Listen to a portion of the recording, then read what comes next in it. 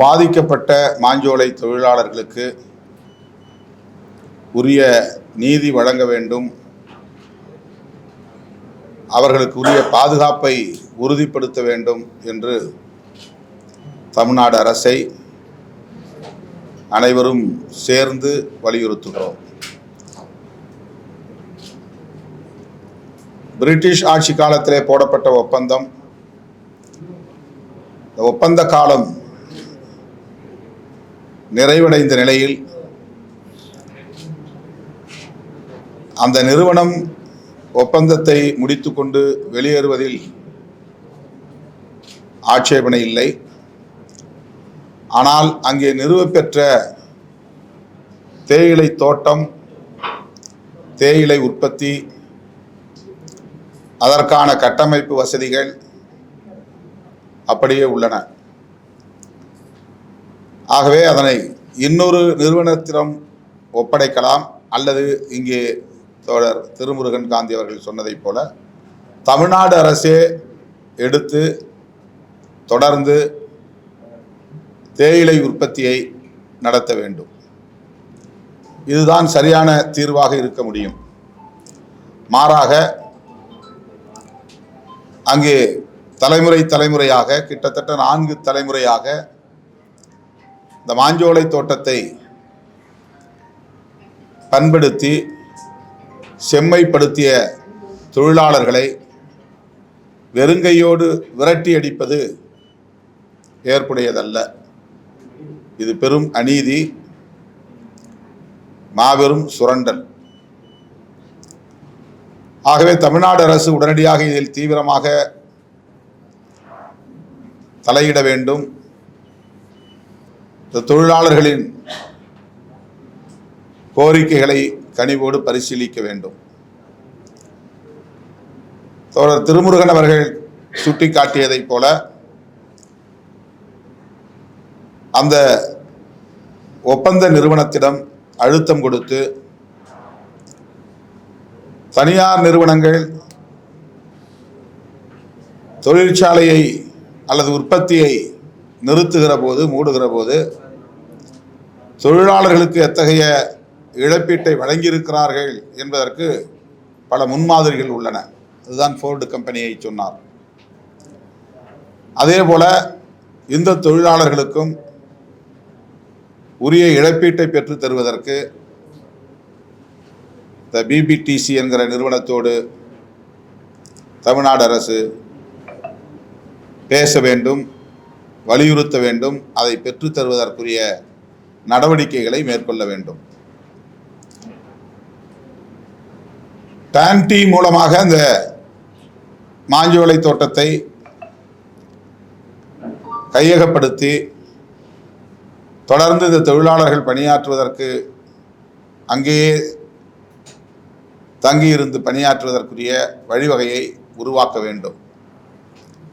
அவ்வளவு பெரிய எஸ்டாப்ளிஷ்மெண்ட், 8000 ஏக்கருக்கு மேலான பரப்பு, உலக புகழ்பெற்ற தேயிலை உற்பத்தி, அதில் இந்த மக்கள் சிந்திய வேர்வை, இந்த மக்கள் சிந்திய ரத்தம் இன்னும் காயாமல் உள்ளது. ஆகவே அந்த உழைப்பால் உருவாகி இருக்கக்கூடிய தேயிலை தோட்டத்தை பாழ்படுத்தாமல் அதை தொடர்ந்து நிர்வாகத்தை கையில் எடுத்து தமிழ்நாடு அரசு நடத்த வேண்டும் என்பதை வலியுறுத்துகிறோம். இது மிக முக்கியமான கோரிக்கை, இன்னும் சொல்ல போனால் முதன்மையான கோரிக்கை.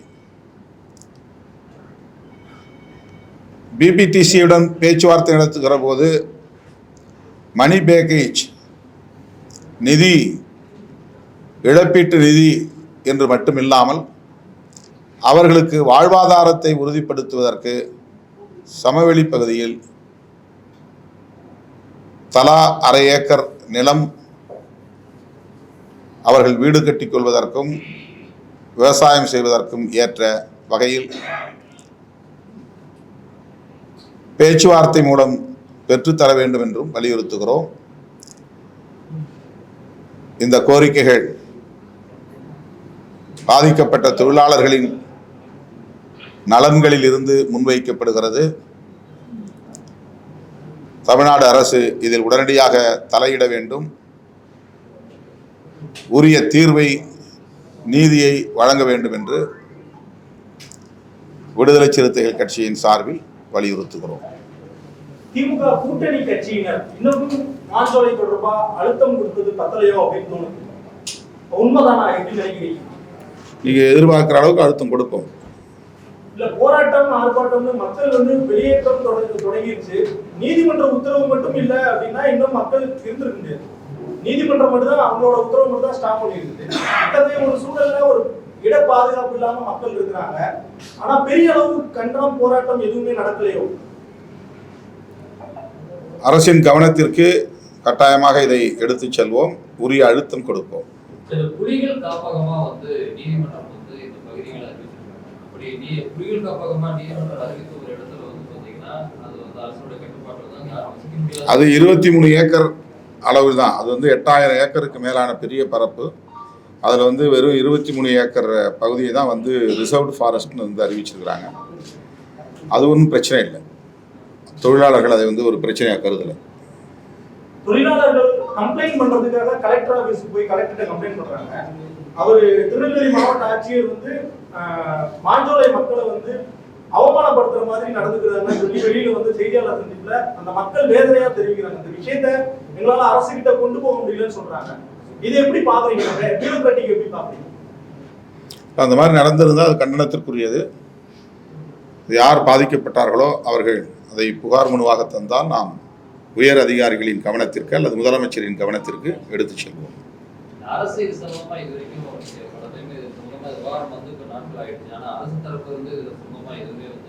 அதனால தான் இந்த பிரஸ் மீட் போட்டுருவோம்.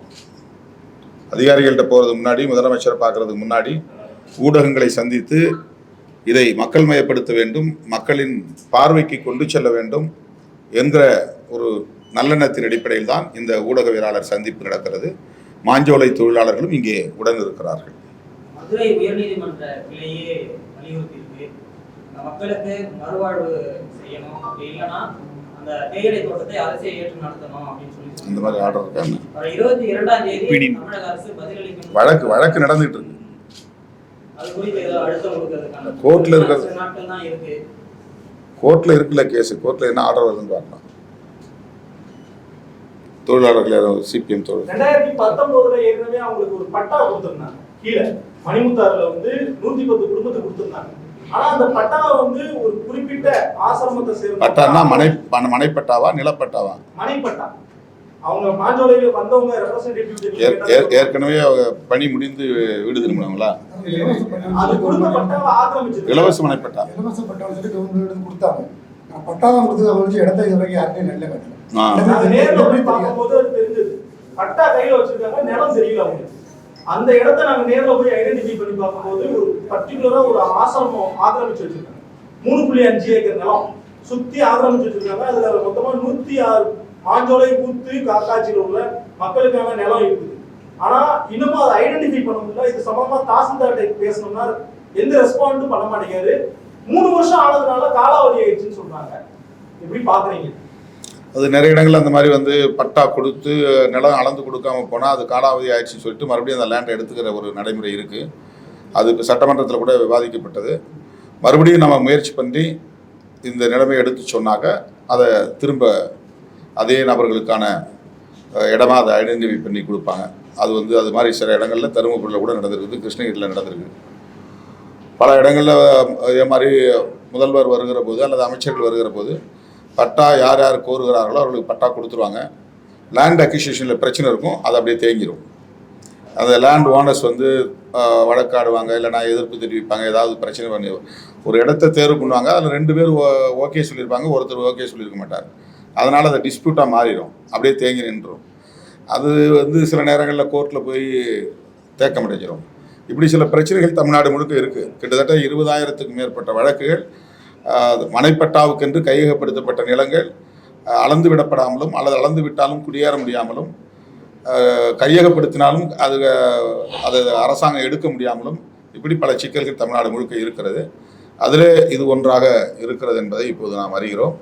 இதை உரிய அதிகாரிகளின் கவனத்திற்கு எடுத்துச் செல்வோம், அல்லது தேவைப்பட்டால் முதல்வரிடத்திலேயே எடுத்துச் செல்வோம். யார் யார் மனைப்பட்டா வாங்கினாங்க, அந்த பயனாளிகள் பட்டியல் தெரிந்தால் இந்த பட்டியலை கொண்டு போய் நாம் கொடுக்கலாம். இந்த கோரிக்கைகளை வலியுறுத்தி அனைத்து கட்சிகளினுடைய பொறுப்பாளர்கள் பங்கேற்கக்கூடிய மாஞ்சோலை தேயிலை தோட்ட தொழிலாளர்களுடைய வாழ்வுரிமை மாநாடு வருகின்ற ஞாயிற்றுக்கிழமை 21ஆம் தேதி ஜூலை மாதத்தில் திருநெல்வேலியிலே ஒரு மாநாடாக நாங்கள் நடத்துகின்றோம்.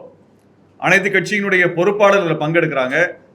இது மக்களுடைய கவனத்திற்கு மட்டுமல்ல, அரசின் கவனத்திற்கு செல்ல வேண்டும் என்பதற்காக இந்த மாநாடு ஒருங்கிணைக்கப்பட்டிருக்கிறது. மே 17 இயக்கம் இதை ஒருங்கிணைக்கிறது. அனைத்து கட்சியினுடைய ஜனநாயக அமைப்புகளினுடைய பொறுப்பாளர்கள் இந்த ஜூலை 21ஆம் தேதி மாநாட்டிலே பங்கேற்கிறார்கள். இந்த மாநாட்டிற்கும் நீங்கள் ஆதரவு தெரிவித்து அதன் மூலமாக 4 தலைமுறையாக வெள்ளையர் காலத்திலிருந்து சுரண்டப்பட்ட ஒரு மக்களுக்கான நீதி கிடைப்பதிலே நாம் அனைவரும் ஒன்றாக கைகோர்த்து நிற்க வேண்டும் என்பதை இச்சமயத்திலே நாங்கள் வேண்டுகோளாக முன்வைக்கிறோம். ஊடக நண்பர்கள் நன்றி.